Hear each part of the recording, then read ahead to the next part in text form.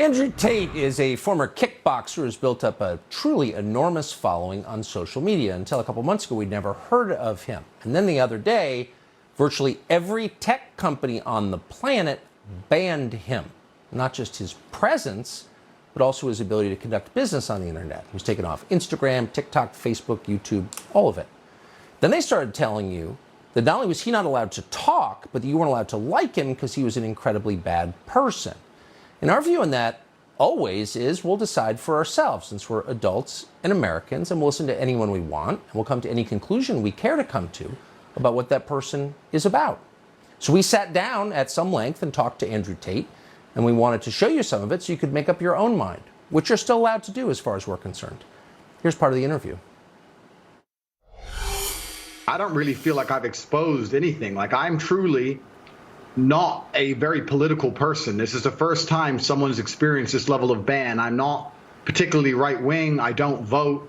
I mean, I obviously have my own personal views, but they didn't ban me for that. They banned me simply because I had large swaths of the population agreeing to very traditional masculine values. Teenage men and young men, 22, 23, 24, were looking up to me and aspiring to be like me. I have a very traditionally masculine life. I have fast cars and a big house and a lot of money and a beautiful girlfriend. And they thought this was very, very threatening. And for some reason, they decided that it's better if they annihilate me from the internet and replace me with somebody who's more aligned with whatever they're trying to purport. Tell us what your message is to young men. Yeah, so I think that being a man is very, very difficult. I think that men's issues are largely overlooked.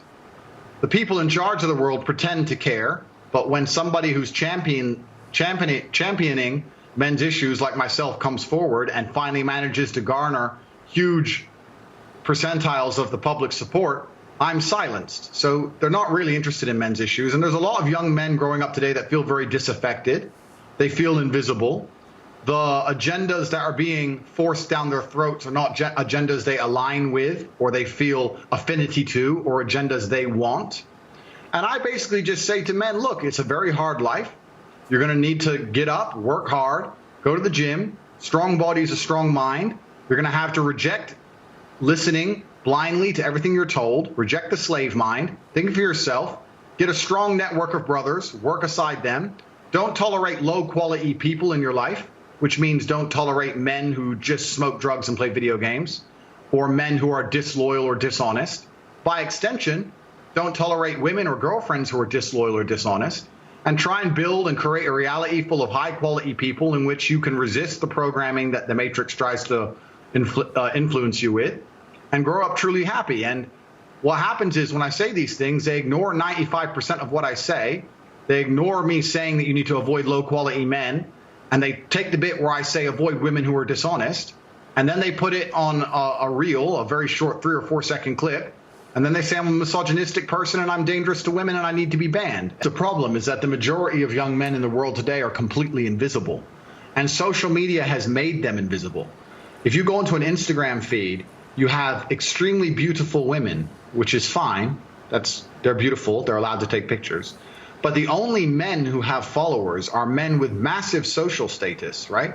Men with Ferraris and money, or rappers, or people who have YouTube channels, interesting people. If you're a normal man with a normal job, you don't really exist in the online world. It's very difficult to get followers. Nobody replies to your DMs. You don't really matter. You don't have access to the sexual marketplace. It's very difficult for you to even get any kind of recognition that you're even alive. And a lot of men feel lost and lonely because of that. And I was championing, to a degree, their issues by saying to them, look, that is unfair perhaps, but that's the way the game works. You need to become a man of importance. You need to become a man of influence, or you're going to suffer the pain of being invisible forever. Here is how you do it.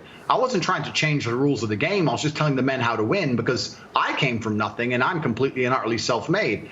And I think the reason a lot of men are so depressed is because they feel invisible. They feel like the life is too hard. Women expect me to be strong and smart and funny and interesting with a nice apartment and a fast car and tall and well-connected and funny. And it's just too much for them to handle. And the social pressure on men is absolutely immense. And I was championing their issues. And at the same time, all these social media platforms pretend to care. As soon as somebody they resonate with stands up and champions their issues, they mass blanket ban me, which shows they have absolutely no care for the young men of the world today. They think that by banning me, I'm just going to vanish and the young men are just going to go and start eating the gruel that they're fed on their YouTube feed. They don't want to read. They don't want to see transgender people wear makeup. They don't want to see that. They want to see a man who has a bunch of money and a nice life and some fast cars and is strong and is confident. They want an action hero. And that's something that large portions of the world still want to be. And YouTube and social media platforms obviously just don't like the idea of that. They want to get rid of me and try and replace me with something they see as far more malleable, trying to create people which are more malleable and more easy to program and more easy to control. So news accounts in the United States say that the U.S. Embassy in Bucharest, Romania, was tipped off to your misdeeds and alerted the local authorities you might be committing human trafficking. Given that this is the same charge they leveled against Julian Assange or a species of it, skeptical, but I want to know the details. Were you arrested for human trafficking? What happened? Yeah, I was not arrested. So what happened is I suffered from a case of swatting. It's very popular with people who are large on the internet. Many large YouTubers have been swatted. It's where you call the police and you say somebody has a gun or there's a hostage situation and the SWAT team arrives. Somebody made a phone call to the American embassy saying that I was holding women at my house. The police arrived. And let me state this now. I state this openly to the world. I have absolute respect for the police. I would hate to live in a country where if you call the police saying women are being held against their will, that the police don't respond. That would be terrible. Of course they should come and look. Absolutely. They turned up. They investigated. They realized that nobody was in the house against their will. There was no crime committed. They said, okay, you're not a suspect, but you are a witness to this, along with me, my brother, the housekeeper, the gardener. Everybody who was in the premises at the time was labeled a witness. We had to go to the police station for 45 minutes for pieces of paper. We filled them in and we were let go. I was swatted. Nobody was hurt. There's no human trafficking. There's no women who were tied up. There's none of these things. It's all just complete fact.